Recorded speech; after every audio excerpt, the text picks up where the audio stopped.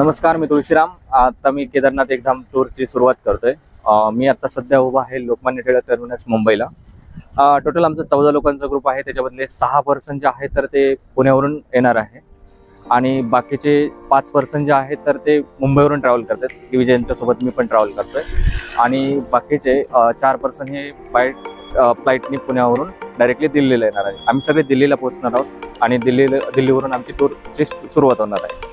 ह्याच्यामध्ये आम्ही मेजरली हरिद्वार, ऋषिकेश, सोनप्रयाग, रुद्रप्रयाग, देवप्रयाग आणि केदारनाथ अशी आमची पूर्ण 5 रात्र 6 दिवसाची टूर आहे दिल्ली टू दिल्ली. आणि त्याच्यामध्ये आजची एक रात्र आणि आजचा एक दिवस पूर्ण हा ट्रेन जर्नीचा त्याच्यामध्ये ॲड होईल. तर अशी आमची टूर आहे. रिटर्न येतानाची सगळ्यांची बाय फ्लाईटच जर्नी आहे. तर असा आमचा टोटल टूर प्रोग्राम आहे. कनेक्ट राहा आणि आमची पूर्ण केदारनाथ एकदा यात्रा तुम्ही घरी बसून एन्जॉय करा. धन्यवाद. या ठिकाणी मला एक दादा भेटला होता. तो दिल्लीला होता. तो सांगत होता की रिक्षावाले आणि टॅक्सीवाले काहीच्या काही रेट सांगतात, त्यांचं पण दाखव म्हणून.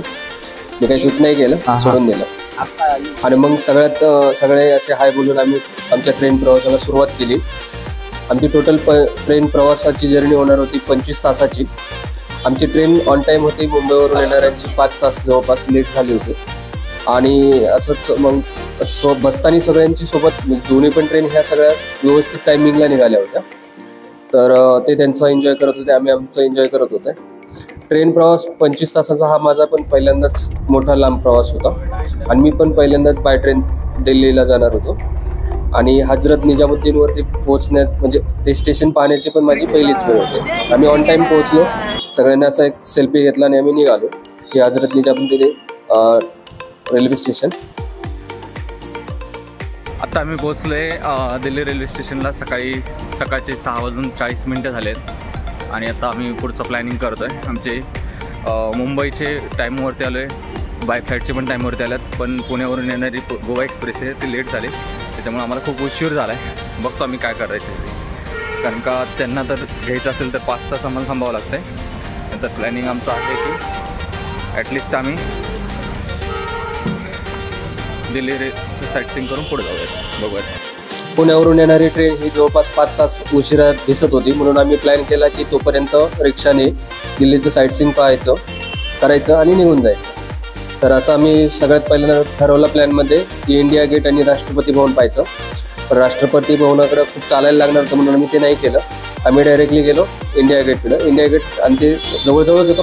नमस्कार मित्रांनो, मी तुळशीराम. आता आम्ही आलो आहे दिल्ली इंडिया गेटला. ॲक्च्युली काय झालं की 5 लोकांची ट्रेन आली, म्हणजे मुंबईवरून जे होते ते ऑन टाईम आले, पण पुण्यावरून जे येणारे होते तर त्यांची ट्रेन लेट झाली 4 तासासाठी. म्हणून मग आम्ही ठरवलं की चला आता काल इंडिया गेट पाहूयात. 5 पर्सन आम्ही 5 पैकी 4च पर्सन आलो आहे आम्ही इंडिया गेट पाहायला. तर आता चाललो आहे. हे आहे इंडिया गेटचं बॅकग्राऊंडला दिसत असेल तुम्हाला इंडिया गेट. ओके, तर आता आम्ही त्याचा एंट्रन्स शोधतोय आतमध्ये जाण्यासाठी आणि चाललो आता. चला. हे होते विश्वास सर आणि विश्वास सरांची वाईफ, ते आणि मी, माझा भाऊ, असे आम्ही 4च पर्सन आलो होतो इंडिया गेट पाहायला. इंडिया गेट पाहिलं आम्ही. विश्वास सरांचे तिथं 2 मित्र पण आले होते, त्यांच्यासोबत पण जर आम्ही गप्पा गोष्टी केल्या. आणि मग त्यानंतर मग आम्ही पुढे गेलो. आम्ही वेट करत होतो ॲक्च्युली की त्यांची ट्रेन यायला पाहिजे 10-10:30 पर्यंत, पण काय ती आलीच नाही. आणि त्यांची ट्रेन आली तर डायरेक्टली दुपारी 2 वाजेपर्यंत. मग इंडिया गेट झाल्याच्या नंतर मग आम्ही प्लॅन बनवला की आपण अक्षरधामला जायचं. आणि जे बाय फ्लाईट आलेले होते आणि आमच्यापैकी एक जण मेंबर आला होता की जो इंडिया गेट पाहायला, तर त्यांना घेऊन बसवाल्यांना सांगितलं की आम्ही डायरेक्टली अक्षरधाम जाऊन थांबा, आम्ही डायरेक्टली अक्षरधामला येतो. मग आम्ही इथून डायरेक्टली इंडिया गेट पाहिल्याच्या नंतर थोडंसं ब्रेकफास्ट वगैरे करून डायरेक्टली आम्ही अक्षरधामला जाणार होतो. आणि ऑलरेडी बस तिथे येऊनच थांबली होती.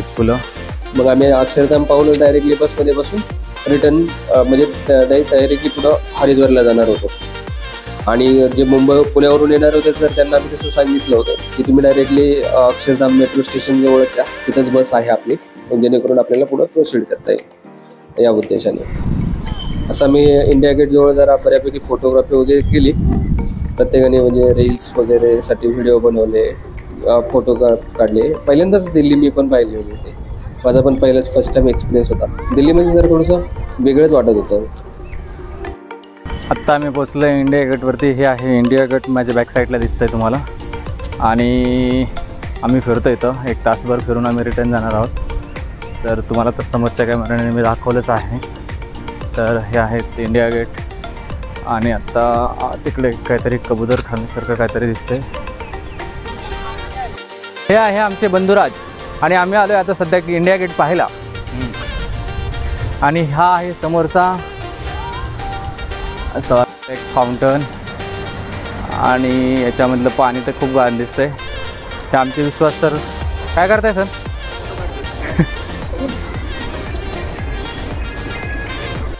इंडिया गेट पाहिल्याच्या नंतर मग आम्ही बाहेर म्हणजे रिक्षाने आम्ही अक्षरधामला पोहोचलो. आम्ही आलो अक्षरधामला आणि लेट असल्यामुळं ट्रेन लेट असल्यामुळं काय करणार ना, म्हणून आम्ही अक्षरधाम पाहतात. अक्षरधामला मोबाईल ठेवून म्हणजे डिपॉझिट करावा लागतो, त्यामुळे तिथं काही शूट काय करता आलं नाही. आणि मग आम्ही सगळं पाहून झाल्याच्या नंतर मग विश्वास सरांचा बड्डे होता, त्यांच्या मित्राचा पण बड्डे होता. मग त्याचं सेलिब्रेशन केलं आणि त्याच्या सेलिब्रेशन नंतर मग आम्ही आमची यात्रेला सुरुवात केली. तरी पण म्हणजे बराच वेळ म्हणजे जवळपास 2 ते 2.5 तास आम्ही इथे वाट पाहिली. अक्षरधाम पाहून आज झाल्याच्या नंतर पण 2-2.5 तास आम्ही वाट पाहत होतो पुण्यावरून येणाऱ्या ट्रेनची. पण खूपच त्यांनी उशीर केला, जवळपास 8 तास त्यांची ट्रेन उशिरा झाली होती. बऱ्याच वेळाच्या प्रतीक्षेनंतर मग ट्रेन आली आणि आम्ही मग हरिद्वारसाठी निघालो. रस्ता एकदम सुपर होता. आम्ही डायरेक्टली मग हॉटेललाच पोहोचलो, कारण का गंगा आरती वगैरे काहीच होणार हमारी ही आहे आमची हरिद्वारमधली रूम. ट्रिपल ऑक्युपन्सी आहे. तर इथं 2 व्यक्ती झोपतील, इथे 1 व्यक्ती झोपेल. असं बेसिक काही गोष्टी आहेत सगळ्या. इथं कपडे वगैरे ठेवलेली, हा भाग सोडून द्या तुम्ही. आणि TV वगैरे आहे, पाणी बॉटल्स आहे हॉट टीसाठी. बाहेर असा व्ह्यू आहे, एवढं काय हे नाही पण ठीक आहे. ओके, अशी रूम आहे. AC वगैरे आहेत आमच्या रूमला. हे आहे कपबोर्ड, इथं आम्ही असं सामान ठेवलं आहे. त्याच्यासोबतच कपडे वगैरे ठेवू शकतो आपण. हँगर वगैरे दिलेत. आणि रूम एकदम छान होते, स्वच्छ होते, काहीच प्रॉब्लेम नव्हता. आणि मग आम्ही सगळे फ्रेशअप झाल्याच्या नंतर मग डायरेक्टली खाली जेवायला गेलो. जेवणामध्ये 2 भाज्या होत्या, म्हणजे ठीकठाक म्हणजे व्यवस्थित जेवण होतं. टेस्ट जरा थोडीशी वेगळी वाटत होती, कारण का म्हणजे एवढी काही ग्रेट अशी नव्हती. सगळ्यांनी मग जेवण केलं आणि जेवण केल्याच्या नंतर मग आम्ही डायरेक्टली झोपणारच होतो. आणि दुसऱ्या दिवशी आमच्या म्हणजे हरिद्वार ते गुप्तकाशीच्या प्रवासाला सुरुवात करणार होतो आणि हरिद्वारचं राहिलेलं साईटसीइंग नंतर करणार होतो. गुड मॉर्निंग दोस्तांनो, मी तुळशीराम आणि आता आम्ही आहे हरिद्वारच्या हॉटेलला. काल आम्ही निघालो होतो, तर त्यावेळेस खूप म्हणजे खूपच ट्रेन लेट झाली.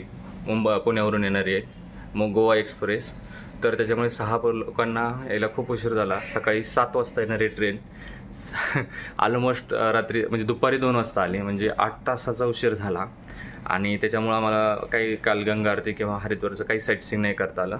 आम्ही डायरेक्टली हॉटेलवरती आलो, जेवण केलं आणि झोपलो. ओके, आणि आता आम्ही जाणार आहे गुप्तकाशीला. इन रोडमध्ये रुद्रप्रयाग, त्याच्यानंतर अलकनंदा वगैरे ते नदीचा संगम म्हणजे देवप्रयाग. हे असं करून आम्ही आज गुप्तकाशीला आमचा नाईट स्टे आहे. आणि आजपासून मी चांगलं कंटिन्युअसली व्हिडिओ शूट करेल, कारण का काल खूप म्हणजे ते सगळे उशिरा आले, त्याच्यामुळे सगळं जरा थोडंसं टेस्ट असं फ्रस्ट्रेट झालं होतं. त्याच्यामुळं काय आता जाऊ द्या, व्हिडिओ शूट वगैरे काय करायचं सोडूनच राहिलं. पण तोपर्यंत आम्ही सकाळी हे पाहिलं, आम्ही काय पाहिलं, इंडिया गेट पाहिलं. त्याच्यानंतर अक्षरधाम पाहिलं. अक्षरधाममध्ये अजिबात शूट नाही केलं, इंडिया गेटला तरी शूट केलं. अक्षरधाममध्ये जरा थोडंसं तिथं मोबाईल ठेवून द्यावं लागतं, त्याच्यामुळे मला शूट करायला काही जमलं नाही, म्हणून मी नाही शूट केलं. पण ठीक आहे, आता चाललो आता आमची यात्रा स्टार्ट होईल. 7 वाजता ब्रेकफास्ट आहे. ब्रेकफास्ट झाला की आम्ही डायरेक्टली निघणार आहोत गुप्तकाशीसाठी. Stay continue. ब्रेकफास्ट नंतर मग आम्ही हरिद्वारवरून गुप्तकाशीला निघालो. आता बाकीचा जो पुढचा पार्ट आहे तर तो आपण दुसऱ्या एका भागामध्ये पाहणार आहोत. तर माझा पण हा पहिलाच व्लॉग आहे, तर त्या कारणाने मला म्हणजे काय बोलायचं किंवा व्हिडिओ शूट करताना ऑन कॅमेरा काय बोलायचं आणि व्हॉइस ओव्हरमध्ये काय बोलायचं हे काही असं फायनल केलेलं नव्हतं. त्याच्यामुळं कदाचित एकच घटना किंवा एकच भाग हा डबल झाला असू शकतो. म्हणजे मी व्हॉइस ओव्हरमध्ये पण तेच सांगतोय आणि प्लस व्हिडिओमध्ये पण मी तेच सांगतोय, त्याच्यामुळे असं डबल होऊ शकतो कदाचित. त्याच्यामुळे व्हिडिओची लेंथ पण वाढेल, पण मी तुम्हाला ते एक चांगल्या गोष्टीने सांगण्याचा प्रयत्न करत आहे. थोडंसं त्याबद्दल सांभाळून घ्या. थँक्यू.